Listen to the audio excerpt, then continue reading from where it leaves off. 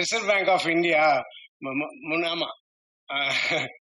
So அங்க இருக்கிற ஒரு பிரிட்ஜில், ரயில்வே பிரிட்ஜில இருந்து ரோட்ல விழுந்து பெரிய ஆக்சிடென்ட் ஆகி அப்போலோ ஹாஸ்பிட்டல்ல சேர்த்து பெரிய டாக்டர்ஸ் எல்லாம் சேர்ந்து ஆப்ரேட் பண்ணி அங்க இருந்தேன்.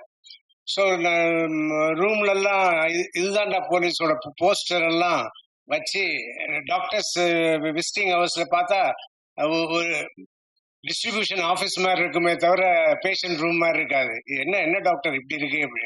இல்லை சார், படம் ரிலீஸ் ஆக போகுது அப்படின்னு சொல்லிட்டு டிசம்பர் 8 ரிலீஸ், நவம்பர் 15 ஷூட்டிங் பண்ணிட்டு இருக்கும்போது ஆக்சிடென்ட் ஆச்சு.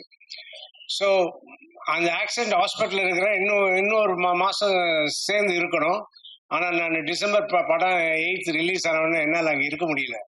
நான் எழுந்து அந்த கட்டோட நேரா தியேட்டருக்கு, சத்தியம் தியேட்டருக்கு தான் வந்தேன். இப்போ வந்து அந்த படம் பார்த்தேன், இதுதான்டா போலீஸ். அப்ப என்ன சொல்லுவாங்கன்னா, இதுதான்டா போலீஸ் இங்க ரிலீஸ் ஆகிறதுக்கு முன்னாடி தெலுங்குல ரிலீஸ் ஆகி பெரிய ஹிட் ஆச்சு.